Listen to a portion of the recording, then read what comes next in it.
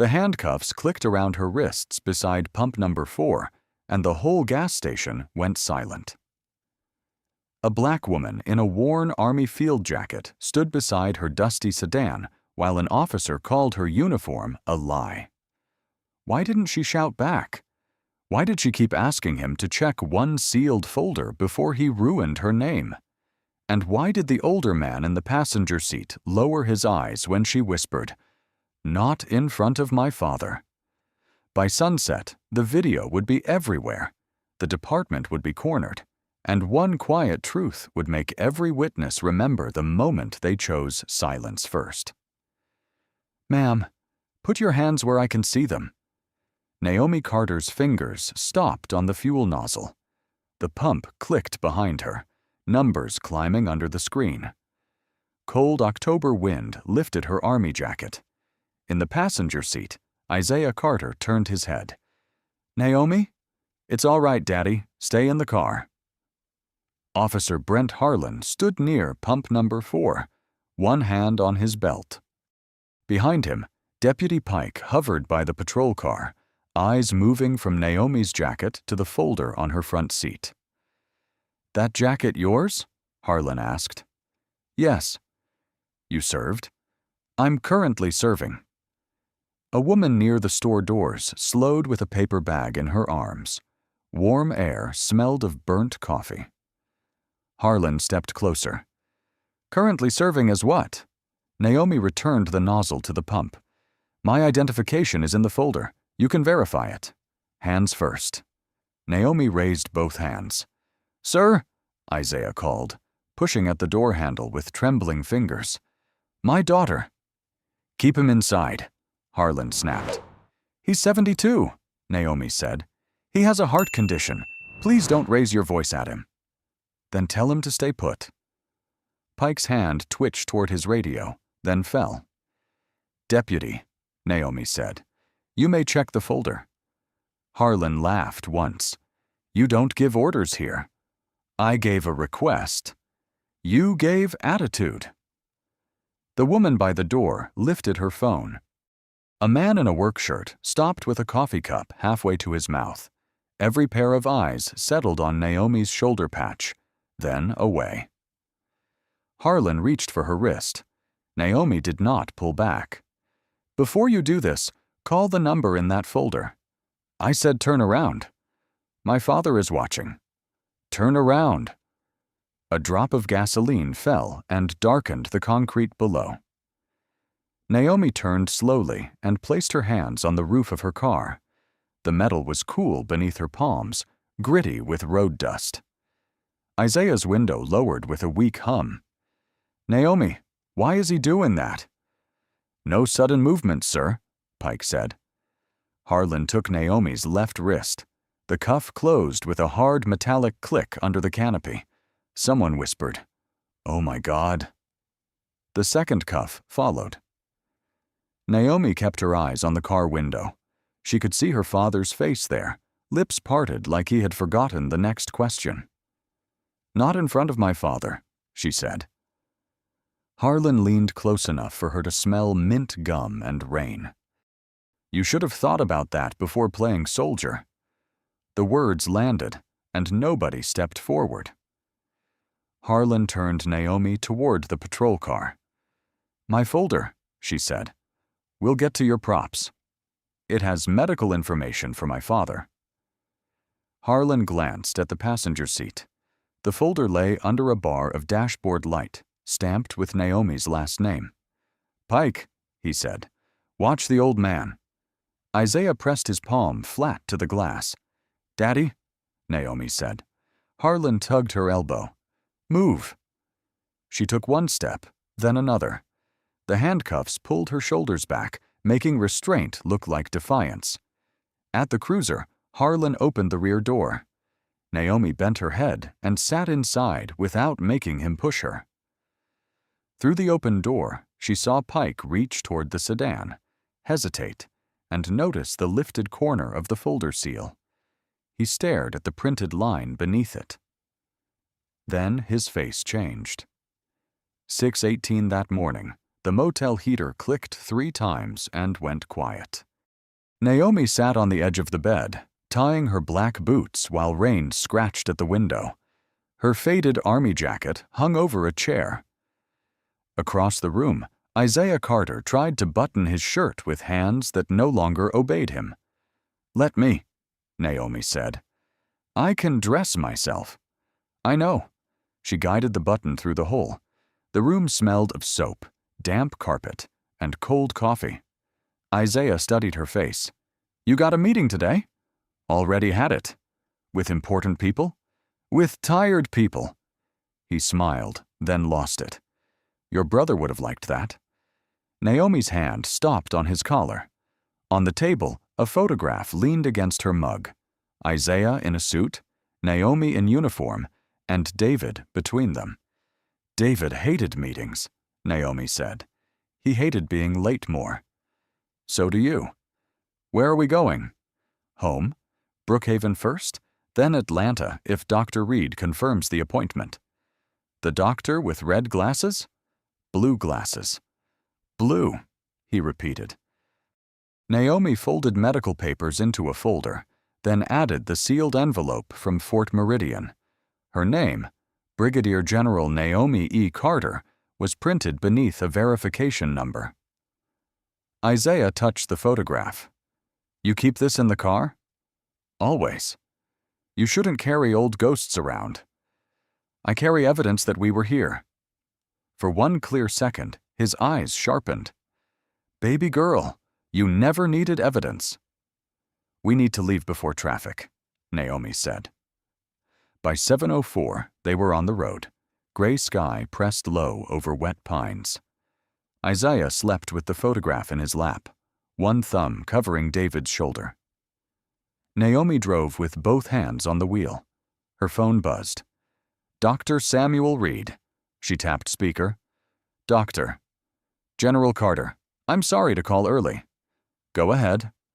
The specialist moved the scan window up. "If you get him back before 5, we can adjust the medication today." "We're 3 hours out."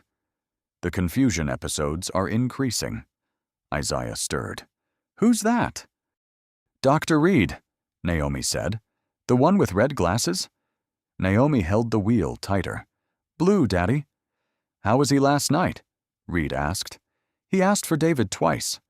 Rain hissed under the tires. "I'm sorry." "Don't be. Keep the slot." When the call ended, Isaiah sat straighter. "We seeing your mother?" "No, sir." She'd be proud of that jacket. Naomi glanced behind him. She used to say it looked too heavy. She said that about the army, too. Naomi checked the fuel gauge. "We'll stop at the next station. Water, gas, and your medication." "I'm not a child." "No." "Then don't say it like I am." "I won't." The Brookhaven exit sign appeared. The gas station sat beyond it, bright under a wide canopy, with 2 patrol cars near the side entrance. Isaiah noticed them first. "Something happen?" "Probably coffee." Naomi pulled beside pump number 4. Outside smelled of wet leaves and gasoline. As she stepped out, her phone buzzed, but the signal fell to 1 bar. She looked at the folder on the seat, then at her father. "I'll be quick," she said. Isaiah lifted the photograph. "Take your proof?" Naomi smiled. "For gas?" "For the world," he said. She closed the door gently, leaving the folder in dashboard light. Officer Brent Harlan pulled into the gas station at 7:31 a.m. with his jaw locked around the last piece of gum. The patrol car's heater blew too hot against his knees. In the cup holder, coffee had gone cold. Deputy Aaron Pike sat beside him, 24, narrow-shouldered, his badge bright in the gray light. "You always park here?" Pike asked. "When people see us, they behave." Pike nodded. "Don't nod at everything," Harlan said. "Makes you look unsure." "Yes, sir." "That too." Inside the store, Ben Alvarez saw the cruiser and turned back to the counter too fast. The radio cracked. "Unit 12, Sergeant Voss requesting check-in." Harlan pressed the button. 12 here. Linda Voss's voice came through flat and dry. You read the memo? Which memo? You know which memo. Internal review closed it, Harlan said. Closed is not forgotten. That complaint came from a county judge's nephew. The kid mouthed off. Everybody mouths off, Brent. Your job is not to give them a stage. The word stage sat in the car like bad air. I understand. No, you resent it. Keep your reports clean today. No drama, no shortcuts, and don't let that rookie learn your worst habits. The radio clicked dead. Pike cleared his throat. I didn't hear anything, sir. That's your first smart move today. The cruiser smelled of vinyl, wet wool, and sharp sugar. Pump 4 had just taken a dusty sedan with Georgia plates. Harlan's eyes moved over it. Scratched bumper, fogged window, an old man inside with one hand folded against his chest. Then the driver stepped out. Black woman, mid-40s, close-cropped hair, worn army field jacket, markings faded from sun and washing. Harlan sat straighter. Pike followed his gaze. What? You see that jacket? Army? Looks like it. The woman moved without hurry. No nervous glance toward the cruiser, no smile to soften herself. She set the fuel cap on the trunk lip and began pumping gas as if the morning belonged to her. Harlan tapped the wheel. People buy that stuff online now. Patches, ranks, the whole costume. Could be hers, Pike said. Could be stolen. The old man in the passenger seat turned toward the pump. His hand rose to the glass, paused there, then dropped. On the front seat, a sealed folder caught a strip of dash light. You want me to run the plate? Pike asked. In a minute. Sergeant said no drama. Harlan turned his head. Pike swallowed. Maybe we start simple. Simple is asking questions before a liar builds a story. I didn't say she was. I heard what you didn't say. Harlan opened his door. Cold air rushed in, carrying gasoline, rain, and fried food. He stepped out and adjusted his belt. Through the glass, Ben froze with metal tongs in his hand. Harlan liked that too. Pike got out more slowly. Sir? Harlan crossed the slick concrete toward Pump 4. The woman heard him coming, but did not turn until he was 3 steps away. Her eyes met his. Calm. Too calm. Morning, she said. That made him angrier than if she had flinched. Harlan let his gaze travel from her collar to the faded patch, then to the folder inside the car. Ma'am, he said, loud enough for the people near the door to hear, we need to talk about that jacket. Naomi set the fuel nozzle back into the pump with both hands visible. What about it? She asked. Harlan stopped close enough that the brim of his hat cut a shadow across her chest.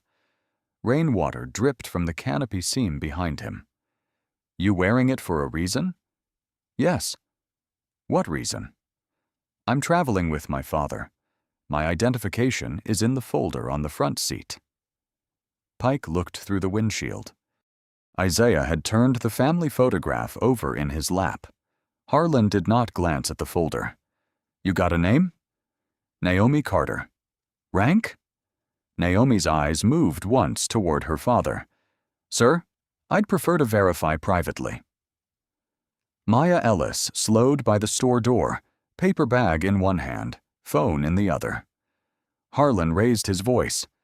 You don't get privacy when you walk around in military clothing you can't explain. I can explain it. Then explain. Naomi inhaled. The cold air smelled of gasoline and wet concrete. I am an active duty officer. My papers are sealed. The verification number is on the first page. Active duty officer, Harlan repeated. That's convenient. It's verifiable. People who are real lead with details. People who are trained know not to disclose them in a parking lot. Pike's chin lifted. Her tone was not defiant, Not scared, just exact. Harlan stepped closer. Hands where I can see them. Naomi lifted both hands. They are visible. Don't educate me. I'm not. From the passenger seat, Isaiah pushed the window button. The glass lowered with a weak hum. Officer, she's my daughter. Sir, stay in the vehicle, Pike said. She has papers. Harlan pointed without looking. Window up. Naomi turned her head slightly. Daddy, please. Isaiah fumbled at the button. The glass rose, leaving his palm flattened inside. Harlan nodded toward her jacket. Where'd you get it? It was issued to me. What unit? That information is in the folder. You rehearsed that? Naomi lowered her hands an inch, then lifted them again. Maya raised her phone. Harlan noticed. You filming? I'm just standing here, Maya said. Then stand somewhere else. She took one step, but the phone stayed at chest height. Naomi saw the red record dot and looked away. Officer Harlan, please check the verification number before this escalates. He smiled without warmth. You read my name now? It's on your uniform. And you think that gives you leverage? No. It gives me a way to address you respectfully. For a second, only the pump hummed. Harlan's face tightened. Turn around and place your hands on the vehicle. Pike leaned in. Sir, maybe we can look at the ID first. Harlan snapped his eyes to him. Stand down. Naomi did not move. My father's medication is in the glove compartment. I have complied with every instruction. You're still talking. Ben watched from behind the counter, one hand near the monitor. Naomi turned slowly and placed her palms on the sedan roof. Dust and cold water roughened the paint beneath her skin. Inside, Isaiah tapped the glass once. Harlan took her left wrist. Officer, she said, the folder. We'll get to your props. The cuff closed. A plastic bottle slipped from Naomi's coat pocket, struck the concrete, and rolled under the sedan. The water bottle came to rest beneath the sedan, its clear plastic catching the gray light. Naomi heard it settle before the second cuff closed. The wet roof chilled her palms, and grit pressed tiny half-moons into her skin. Officer Harlan, she said, the folder on the passenger seat has a verification number. You can explain that downtown. There is also medical information for my father. You should have thought of that before wasting everybody's morning. Maya's phone shook. A man in a green work shirt whispered, Why won't he just look? Nobody answered. Pike moved toward the passenger door. Sir, I can retrieve it. Did I ask you to? No, sir, but she's saying there's medical information. She's saying a lot. Isaiah pressed both hands against the window. Naomi? Where are they taking you? Stay seated, Daddy. Harlan pulled the sealed folder from the seat. It was cream-colored, with a red band across the flap and Naomi's last name beneath a tracking code. This your magic paper? It is an official packet. The first page has a phone number. Please call it. Harlan dropped the folder onto the hood. The corner slapped the warm metal, lifted, fell again. Wind slid under the seal and made the paper tremble. Pike stared at the printed line. Sir, that number starts with a military exchange. You run every number a suspect hands you. She isn't resisting. She isn't cooperating either. Naomi shifted her cuffed hands. The medication list is behind the blue sheet. I need my pills, Isaiah said through the glass. Harlan tapped the folder. Now, he needs pills right when you need proof. Naomi closed her eyes once. Morning dose was 6:40. The next is at noon. If his breathing changes, you need the sheet. Ben Alvarez appeared in the doorway. Officer, our cameras cover the pump. Inside. Ben looked at Naomi, then at the folder, twisting a rag until water dripped. Pike bent slightly, reading without touching it. Brig! Harlan's hand came down over the print. Do not read from evidence in public. Naomi turned her head. Then secure it properly. He laughed once. Now she's teaching evidence procedure. No, I'm asking you not to lose the one thing you refuse to check. The folder's corner snapped up again. Maya whispered, "It's going to fall."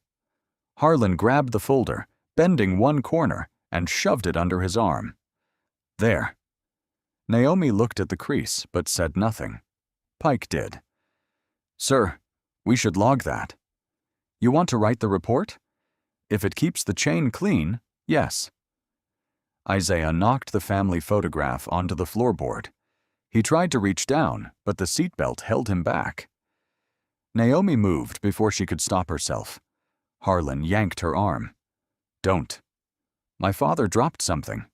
He can pick it up. He may not understand where he is. That's not my problem. Naomi looked through the glass at Isaiah, still reaching with shaking fingers. Daddy, she said, barely above the pump's hum. Leave it there. Isaiah looked up. But it's David. Pike finally touched the passenger door handle. Harlan saw him. Deputy, step away from that car. Pike froze with his thumb on the latch, and the sealed folder bent a little more against Harlan's ribs. Ben Alvarez stood behind the counter with the security monitor glowing blue against his face. Pump 4 filled half the screen. Naomi was cuffed beside the sedan. Harlan's shoulder blocked the folder under his arm. Isaiah sat behind the glass, bent forward, searching the floorboard. Ben's fingers rested on the keyboard. Don't, Ruth Bell said from the coffee island. She was 67, small, wrapped in a purple raincoat, with a church pin on her collar and a paper cup trembling in both hands. Ben turned. Don't what? Don't make him come in here angry. Outside, Maya filmed from near the ice machine. Marcus Lee stood beside a work truck, staring at Naomi's sleeve. That patch, he murmured. Maya glanced at him. You know it? I saw one like it at Fort Meridian. Marcus forgot his coffee. People don't buy that at a mall. Harlan's voice carried under the canopy. Last chance to tell me where you got the jacket. Naomi's answer was too low for the crowd, but the shape of it was steady. Inside the car, Isaiah tapped the window with 2 knuckles. Tap, tap, tap. The sound crossed the wet concrete and reached everyone. Pike leaned toward Harlan. Sir, he's getting distressed. He's fine. He's not fine, Naomi said. His medication sheet is in that folder. Harlan shifted the folder from her. Then he can wait. A man near pump 2 lowered his phone. This ain't right. Harlan turned. You want to join her? The man looked down. Ruth's cup lid cracked. Coffee seeped over her fingers. She did not move. Ben reached for the store phone, but stopped when Harlan's eyes found the window. Ben, Harlan called. You got a problem? Ben opened the door 2 inches. Warm air rushed out with burnt coffee. No problem, officer. I need everybody to stop interfering. Yes, sir. The door sucked shut. Maya whispered. Somebody has to call someone. With what name? Marcus asked. She said Carter. Naomi Carter. He typed it into his phone, then hesitated. I don't want to make this worse. It is already worse. Naomi heard them. She did not turn. Her eyes stayed on Isaiah, who had unbuckled his seatbelt and was trying to open the door with the wrong hand. Daddy, lock the door, she said. I'm coming with you. Not yet. Naomi, I can't see David. The words thinned the air. Pike saw the edge of the photograph near Isaiah's shoe. He touched his radio without pressing the button. Harlan pulled Naomi backward. Enough family theater. The witnesses shifted, phones dipping and rising. Nobody stepped between the officer and the woman. Maya's eyes filled, but her thumb stayed on the red record button. At the counter, Ben clicked the mouse twice. The security feed copied to a black drive under the register. He slid it behind lottery slips and covered it with his rag. Ruth saw him do it. Outside, Harlan opened the cruiser door. Naomi bent before he touched her shoulder. "Deputy Pike," she said, calm enough that several witnesses heard every word. "If my father's breathing changes, the blue sheet has the instructions." Pike nodded. Harlan noticed. The cruiser door closed, dull and final. On the sedan's passenger window, Isaiah's palm left a foggy print that slowly faded in the cold. The cruiser door had barely shut when Isaiah's hand struck the glass again. Naomi turned toward the sound. The rear seat smelled of old vinyl, rainwater, and lemon cleaner. The cuffs pulled her shoulders back so tightly each breath had to fit between metal and bone. "Daddy," she said, "stay in the car." Harlan leaned into the front door. "You done giving instructions? He needs to hear my voice. He needs to follow orders." Maya's phone stayed up near the ice machine. Marcus stood with one hand over his mouth. Ruth came out with napkins around her fingers. Isaiah fumbled at his seatbelt. "Naomi, why are you back there?" Pike stood by the passenger door. "Sir, keep your belt on." "I'm her father." "I know." "No, you don't." Isaiah's voice cracked. "You don't know what I buried." David's name passed through Naomi without sound. Harlan straightened. "Pike, settle him." Pike opened the sedan door. "Mr. Carter, I'm going to help you." Isaiah slapped his hand away. "Where's my daughter?" Naomi leaned toward the cruiser window until the cuff chain cut her wrists. "Daddy, look at me." His face turned. "I'm right here." "Why are they taking you?" "They're asking questions." "You didn't do anything." "I know." Harlan laughed. "That's not for you to decide." Naomi did not answer him. "Remember Mom's porch light?" Isaiah blinked. "I remember." "Then keep looking at me. I'm the porch light today." Maya lowered her phone. Marcus looked away. Harlan opened the rear door and took Naomi's elbow. "Out." Pike turned. "Sir?" "I said out." Naomi brought both feet to the wet pavement. Harlan faced the witnesses. "For the record, she is detained for suspected false military representation and failure to comply." "I complied," Naomi said. "You argued. I asked you to verify. You performed." Isaiah tried to stand. His knees buckled. Naomi moved one step toward him. Harlan seized her arm and pulled her back. "No. My father is falling. Pike has him." Pike caught Isaiah by the elbow. "Easy, sir. Sit down." Isaiah's hand reached through empty air. "Naomi!" She stopped resisting, not because Harlan was stronger, because Isaiah was watching. "Daddy," she said, softer than rain, "I need you to sit." He stared at the cuffs. His mouth opened, but no sentence came. Harlan pushed her toward the cruiser again. "You people always know how to make a crowd." The gas station went still. Ben opened the store door. "Officer, inside." "No," Ben said, barely louder than a passing truck. Harlan turned. "What did you say?" Ben gripped his rag. "I said the cameras record audio, too." For the first time, Harlan's face changed. Naomi looked at Ben, then at Maya, then at Pike, holding her father upright.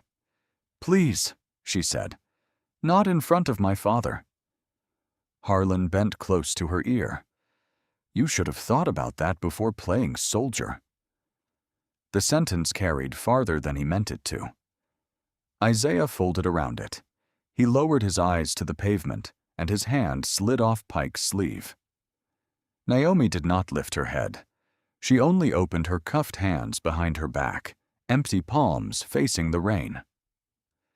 Pike looked down at the folder beneath Harlan's arm, and this time he read the first line all the way through.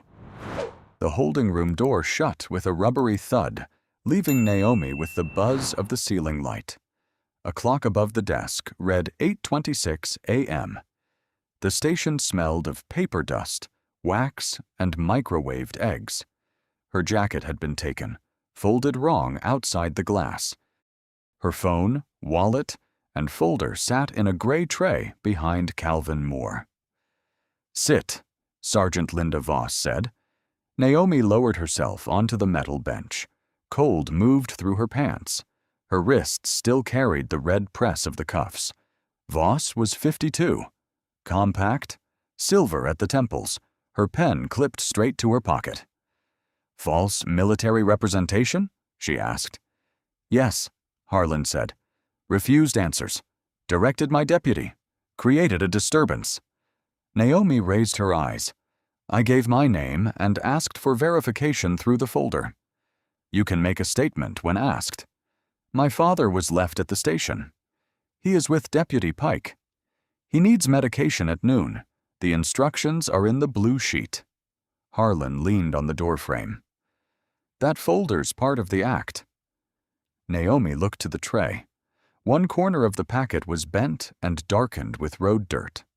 "Sergeant, there is a command contact on the first page." Voss lifted the folder, then set it back unopened. "We verify through our channels. I am asking for accuracy." Moore glanced up. Voss heard it. "Enter refusal to cooperate." Naomi's fingers tightened. "That is not accurate. You declined rank and unit at the scene. In a public parking lot." Harlan smiled. "Hear that? Protocol." "May I call my command office?" Naomi asked. "No calls until intake is complete." "Then may I call Dr. Reed for my father?" "No." The word hit harder because it was so small. Pike walked in with rain on his shoulders, holding Isaiah's photograph. "Where is he?" Naomi asked. "At the gas station. Ben Alvarez is with him." Voss turned. "You left a witness there?" "He's not a witness. He's her father. He was confused." "Then call EMS, not Favors." Naomi stood. "Let me speak to him for 30 seconds. Harlan stepped forward. "Sit down." Naomi remained standing. 30 seconds, she repeated. Voss took the photograph. David's face showed between Isaiah and Naomi. "Who is this?" "My brother." "Relevant?" "To my father, yes." Voss put the photograph face down. Naomi sat before anyone ordered her again. Moore typed. Keys clicked like rain on tin. "The system isn't finding warrants." "I didn't say warrants," Harlan said. Pike moved closer.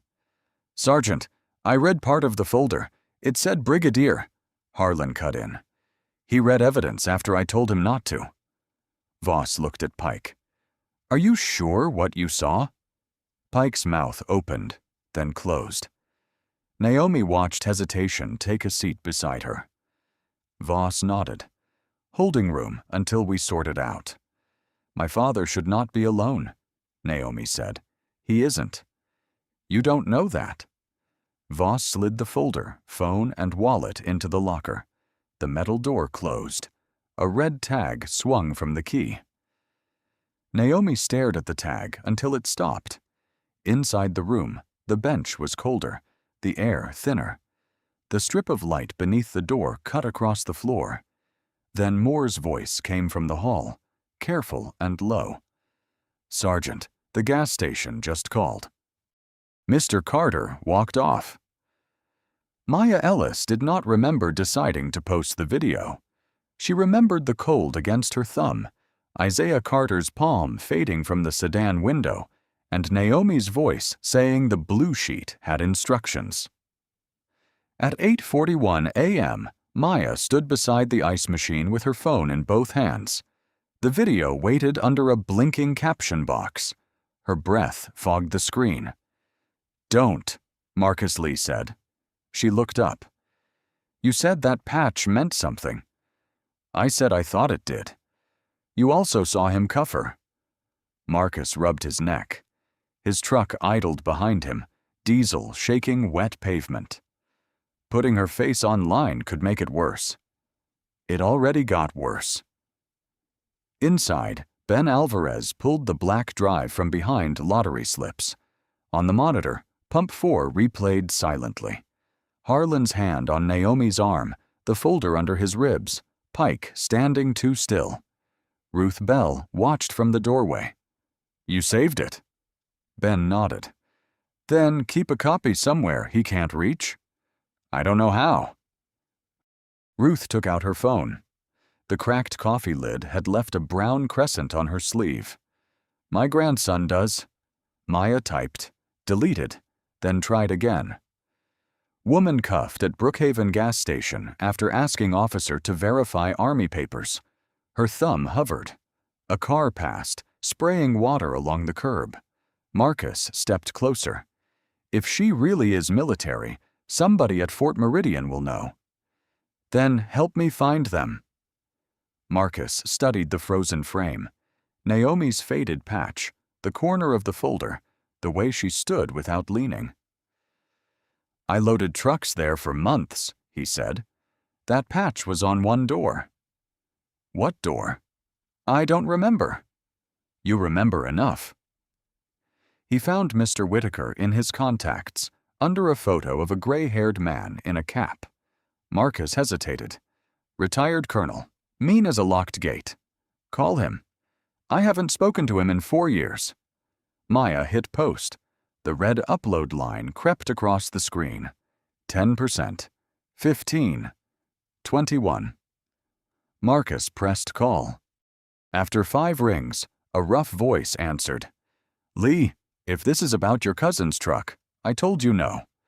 "Sir, I need you to look at a video. I'm not on social media before breakfast. It's a woman named Naomi Carter." The line changed. Not sound, exactly. Absence. "What did you say?" "Naomi Carter, Army jacket. Brookhaven police just took her." "Send it." Maya's upload reached 87%, then stalled. "No, no, no," she whispered. Ben came outside, apron twisted in his fist. Harlan called. "He wants store footage deleted until the department requests it." Maya turned. "Did you?" Ben showed the drive. "Not yet." Ruth said, "Not ever." The upload jumped to 100. For 2 seconds, nothing happened. Then the first comment appeared. "Who is she?" Marcus's phone buzzed. A message from Whitaker. "That is not a costume. Save everything. Do not speak to that officer alone." Maya read it aloud. Ben's face went pale. "There's more." The old man walked off. Station called it in. "Isaiah?" Maya said. Across the lot, the sedan sat unlocked, the passenger door open. On the floorboard, the family photograph lay face up. Marcus stared toward the road. "Which way?" he asked. Ben pointed past the ditch where wet grass bent toward town, and no one had looked until now. Colonel James Whitaker watched the video twice without blinking. First, he saw Harlan's hand on Naomi Carter's arm. Then he heard her voice. "The verification number is on the first page." He set his mug down so hard coffee jumped over the rim. "Marjorie," he called. His wife answered from the hall. "What broke?" "Nothing yet." Whitaker was 64, gray-bearded, retired only on paper. He opened an old contacts list and called Captain Elise Warren. "Warren, this is Whitaker. I need command verification on Brigadier General Naomi E. Carter." A chair scraped. "Sir, why?" "Because Brookhaven police have her in custody." "That isn't possible." "I'm watching it." He sent the video. For several seconds, only his refrigerator hummed. Then Warren said, "Major Greer is with me. We're escalating now." "Escalate faster." "Sir, I need source, location, timestamp." "Gas station off Route 19, posted by Maya Ellis, this morning." "Do not let anyone delete that footage." "I already told them." At the gas station, Marcus pushed through wet weeds toward the shoulder. "Mr. Carter." Maya followed, slipping in the mud. Isaiah! Rain had stopped, but water still dripped from pine branches. Traffic hissed by in silver sheets. Old footprints bent toward town. Ben stood by the sedan with the family photograph. He shouldn't be walking. Ruth opened the glove compartment. Blue sheet. She said blue sheet. Are we allowed to touch that? Ben asked. Allowed came and went. Marcus spotted Isaiah near a drainage culvert, one hand gripping a road sign, breath short. There! Isaiah turned as if waking from another decade. I have to get my daughter. Maya slowed. Naomi asked us to help you. She doesn't like people making a fuss. I think she'd forgive us today. They took David once. Men in clean uniforms came to the porch. I told her I would never let another car take my child. Marcus removed his jacket. Come back with us. We'll call the doctor. Isaiah stared at him. Are you Army? No, sir. Just cold.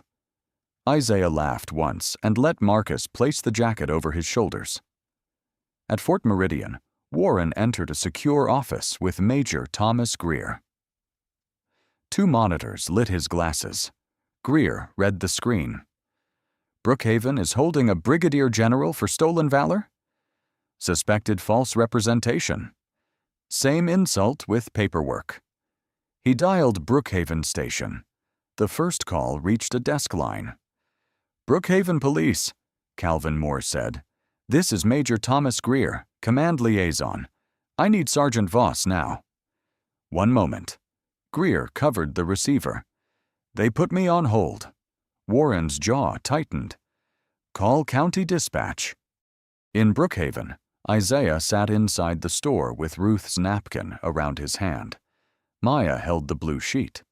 Ben poured water into a paper cup. Daddy? Isaiah murmured. Maya knelt.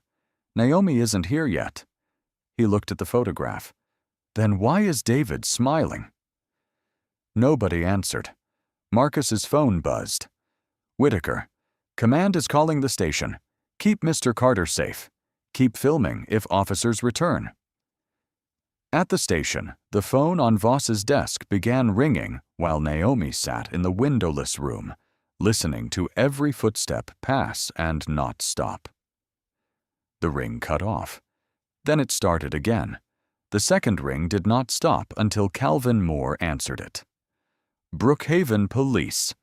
His voice changed before the reply was finished. Naomi heard his chair scrape through the holding room door. Yes, sir. 1 moment. In the hall, Sergeant Voss said, Who is it? Moore lowered his voice. Major Thomas Greer, Army Command Liaison. The strip of light under Naomi's door shifted as feet gathered outside.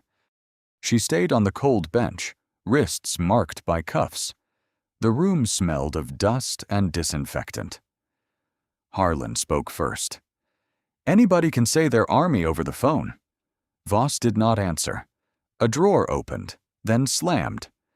Put him through my office, she said. Naomi counted 4 breaths. On the 5th, another voice crossed the lobby. I'm Captain Elise Warren. I'm here for Brigadier General Naomi Carter. The title moved through the building like a dropped glass. Moore whispered, General? Harlan said, No. The lock turned.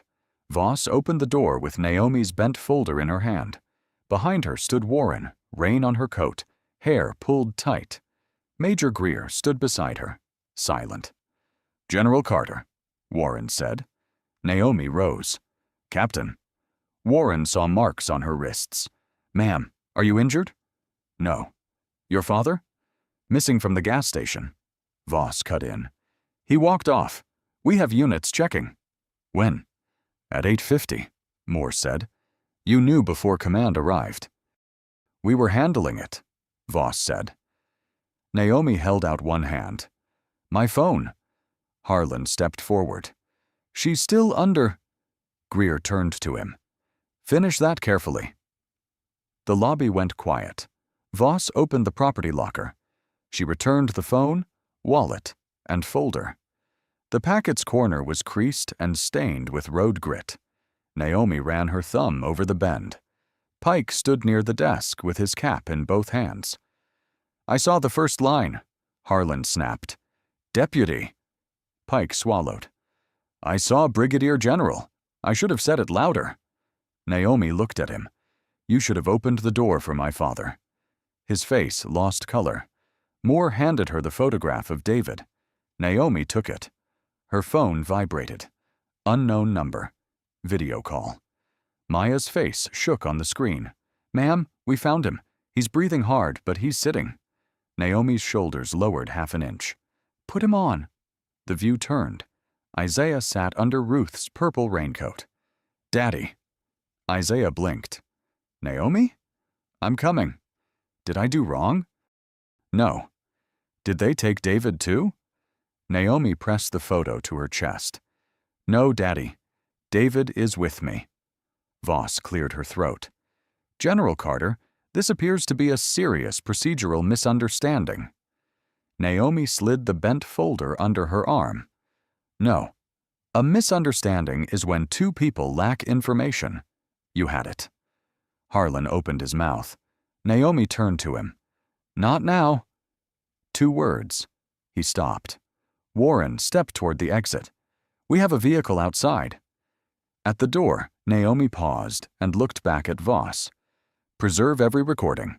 Body audio, car audio, calls, logs, all of it." Voss nodded once. Outside, rain had stopped, but water still ran along the curb. Naomi stepped into the gray light, holding the creased folder and the photograph. While inside the station, the printer began another report no one had planned to write. The City Hall microphone gave a thin squeal when Deputy Aaron Pike touched it. He pulled his hand back as if the metal were hot. The hearing room was packed wall to wall, wet coats steaming under fluorescent lights. Reporters lined the rear aisle. Ben stood near the door with his cap crushed between both hands. Maya sat beside Marcus, her phone face down for the first time all week. Naomi Carter sat at the front table in a dark uniform, the creased folder laid squarely before her. Isaiah sat one chair behind, Ruth Bell's purple raincoat folded over his knees. Councilwoman Grace Monroe leaned toward her own microphone. She was 55, sharp-eyed, with silver hoops and a voice that made the room sit straighter. "Deputy Pike," she said, "you testified that you saw wording on the folder at the gas station." Pike looked at Harlan, then away. "Yes, ma'am." "What wording?" His fingers found the edge of his badge. "Brigadier General." A rustle moved through the room. Harlan shifted in his chair. Sergeant Voss kept her hands clasped so tightly her knuckles had gone pale. Internal Affairs Investigator Evan Brooks, 49, broad-shouldered and careful with every page he touched, slid a printed still across the table. "This image is from the store camera at 7:48 a.m. Is that the folder?" Pike leaned down. "Yes." "Did Officer Harlan open it?" "No, sir."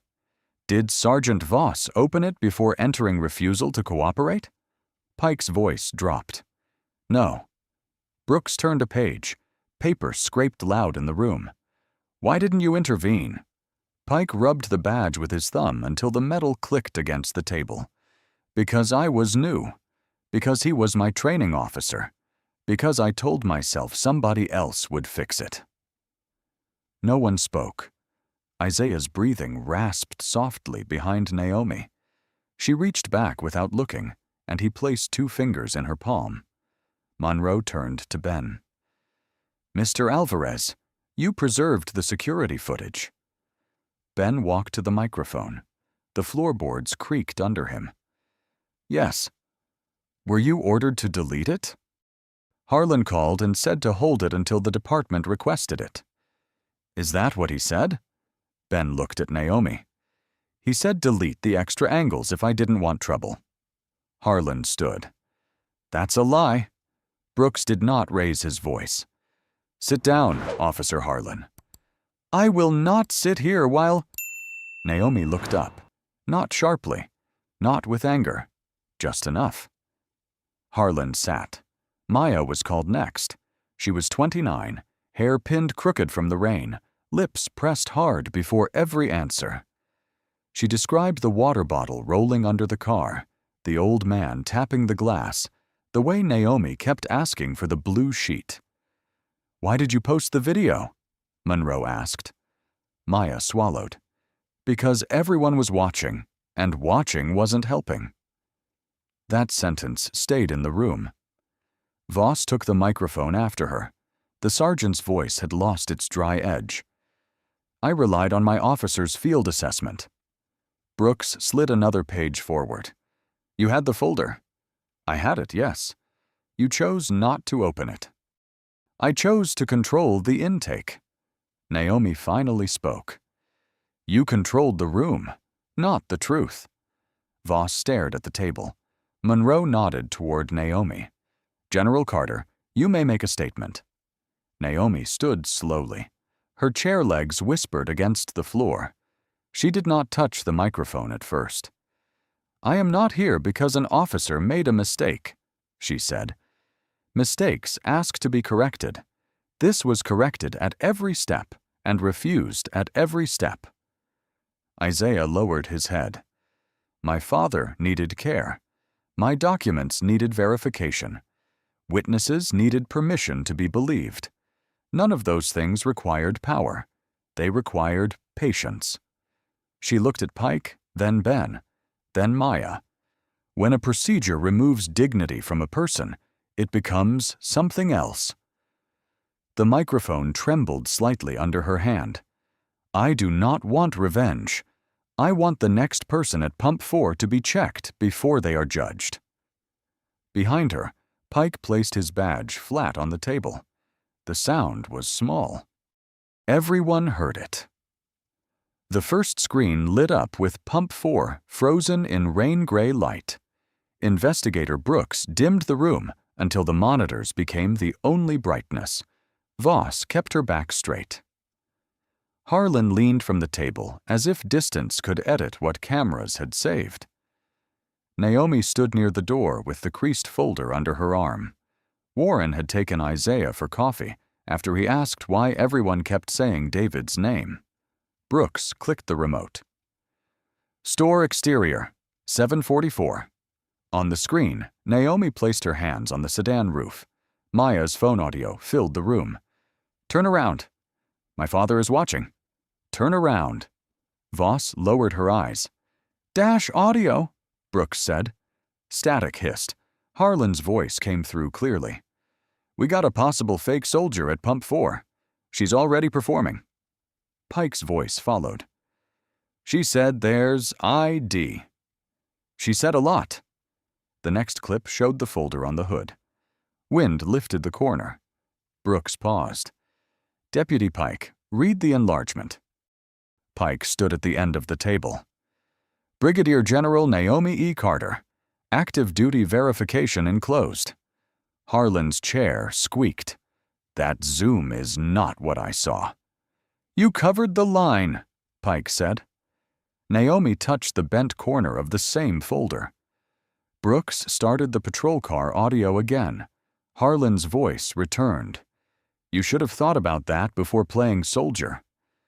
The sentence seemed smaller from a speaker and uglier because of it. On the screen, Isaiah lowered his face. His hand slipped from Pike's sleeve. He did not cry. He folded inward. Sergeant Voss, you reviewed Harlan's report? Yes. He wrote that General Carter moved toward an unsecured civilian. That was his language. Brooks clicked. Naomi moved one step when Isaiah's knees buckled. Harlan pulled her back. Was he unsecured or was he falling? Voss rubbed one palm against the other. He was falling. Harlan exhaled. Everybody is brave with slow motion. Naomi faced him. Nobody needed slow motion at the pump. Brooks opened the station log. At 8:29, refusal to cooperate was entered. At 8:31, General Carter requested a command call. At 8:32, she requested Dr. Reed. Both denied. Voss spoke without looking up. Correct. Why? Because I treated the folder as unreliable. You had not opened it. No. What made it unreliable? Voss's jaw worked once. The officer who brought it in. Brooks turned to the final monitor. Body audio from intake. Moore's voice came first. System isn't finding warrants. Harlan answered, I didn't say warrants. Pike. Sergeant, I read part of the folder. It said Brigadier. Harlan. He read evidence after I told him not to. Then Voss. Are you sure? The clip stopped before Pike's silence ended. Brooks placed the remote down. That silence became part of the detention. Voss turned to Naomi. I heard you ask him not to do it in front of your father. Naomi waited. I told myself that did not matter to the verification.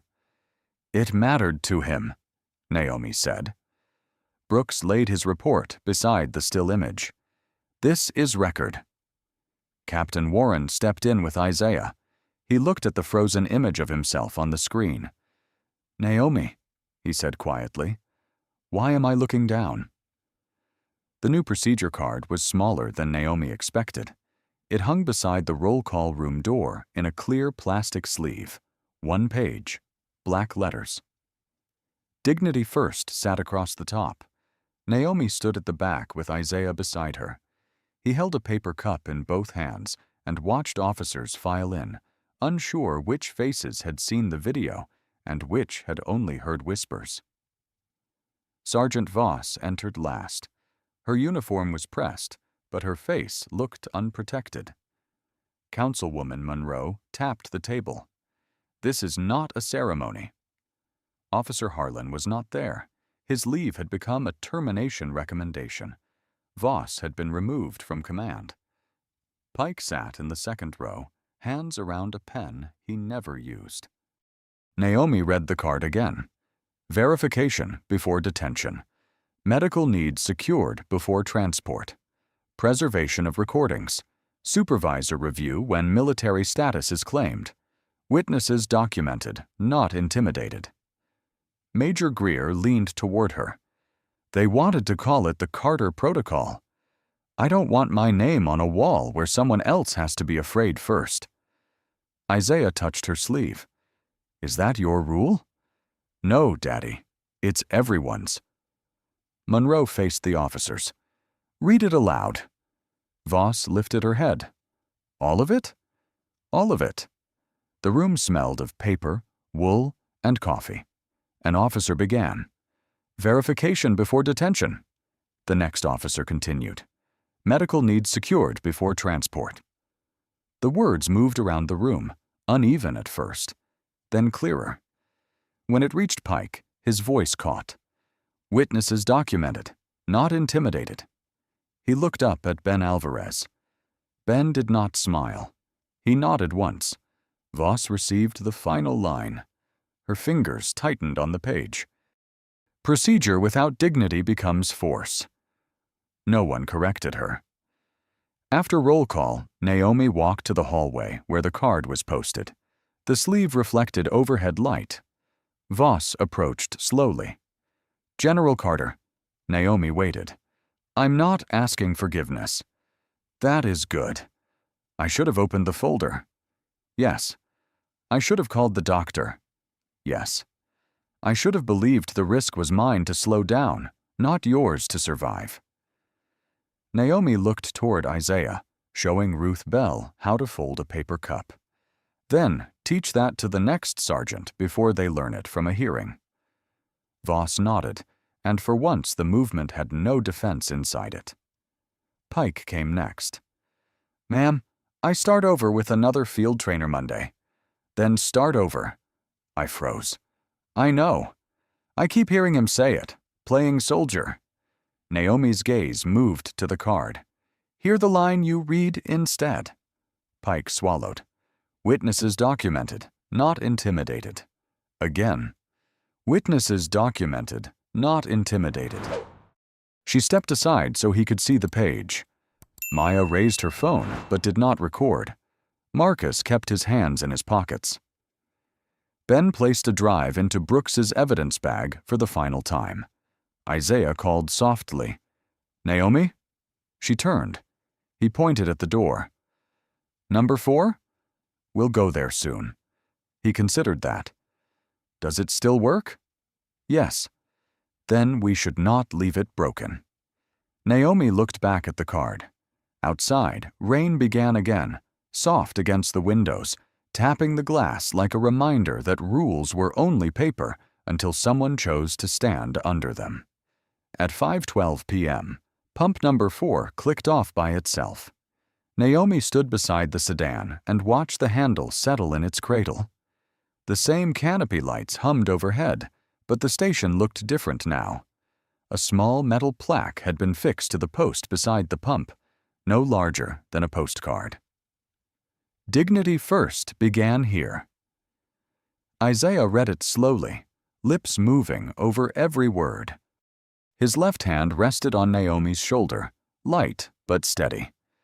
"Is this for you?" he asked. "For what happened here?" "That is not what I asked." Naomi looked at the wet concrete, at the place where the water bottle had rolled weeks before. "No, Daddy, not just for me." Ben came out of the store carrying 2 paper cups. He had shaved for the first time since the hearing, but his eyes still lowered before they reached hers. "Coffee's fresh," he said. "No charge." Naomi accepted one. "Charge me." Ben almost smiled. "Yes, ma'am." Maya stood near the ice machine, where she had filmed the first video. This time her phone stayed in her coat pocket. Marcus leaned against his truck, arms folded, watching the road as if making sure no one was missing from it. Ruth Bell brought Isaiah a napkin folded around a cookie. "For the ride." Isaiah took it. "Did you know my daughter?" Ruth's mouth tightened. "Not soon enough." He nodded as if that answer made sense. Across town, Officer Brent Harlan's termination became final without a press conference. The department report stated that he had ignored verification, misrepresented the scene, and interfered with evidence handling. He appealed, then withdrew when the audio was reviewed again. Sergeant Linda Voss accepted demotion and removal from supervisory duty. She was assigned to training review, not as punishment alone, but because Naomi had insisted that the person who once defended the failure should be required to name it correctly. Deputy Pike remained on probation. On his first new shift, he carried the Dignity First card in his shirt pocket. When his trainer asked why, Pike said, "Because I know what silence costs." He did not say more. The public report came out on a Thursday morning. It required verification before detention when official status was claimed, medical assessment for dependent passengers, automatic preservation of all recordings, and outside review when a supervisor refused available evidence. Brookhaven was not the only department to request the policy. 3 counties asked for the training packet before the month ended. Naomi did not attend the first class. She stayed home with Isaiah. In their kitchen, the creased folder lay on the table beside David's photograph. Naomi had not replaced it. The bent corner remained, flattened but visible. Isaiah ran his finger over it. "They hurt your paper," he said. "They did." "Can we get another?" "We could." "But you didn't." "No." He looked at David in the photograph. "Evidence that we were here." Naomi sat beside him and turned the coffee cup handle toward his right hand. "You remembered." "Some things don't leave." The following week, Ben mailed a copy of the security footage to Internal Affairs, even though the case was closed. Maya began helping witnesses preserve recordings safely before posting them. Marcus volunteered to drive Isaiah to one appointment when Naomi had to testify in another city. Ruth brought the same purple raincoat, folded in a bag, just in case the room gets cold. On Naomi's final visit to the station, she stopped at the hallway card before leaving. Voss stood 3 feet away, not blocking the door. "They read it every shift now," Voss said. "Do they understand it?" "Not all of them." Naomi touched the clear sleeve once. "Then keep reading." That evening, at Pump 4, Isaiah finished his cookie and brushed crumbs from his coat. The sky over Brookhaven softened into gold, and passing cars moved through the puddles without slowing. Naomi opened the passenger door for him. Before getting in, Isaiah turned back to the plaque. "It still works." "What does?" He pointed to the pump, then to the people standing quietly under the lights. "Number 4. Naomi looked at Ben, Maya, Marcus, and Ruth. Nobody clapped. Nobody made speeches. They simply stood where they had once stayed still. Naomi helped her father into the car, placed David's photograph in his lap, and closed the door gently. The pump light stayed on. If this story reminded you of a moment when someone was judged too quickly, share your thoughts in the comments. Stories like this matter because dignity can be protected by one voice, one witness, one saved recording, or one person brave enough to slow the situation down. Share this with someone who believes justice is not only about punishment, but about changing what happens next. And subscribe for more stories about quiet strength, emotional truth, dignity under pressure, and the kind of system change that begins when ordinary people refuse to look away.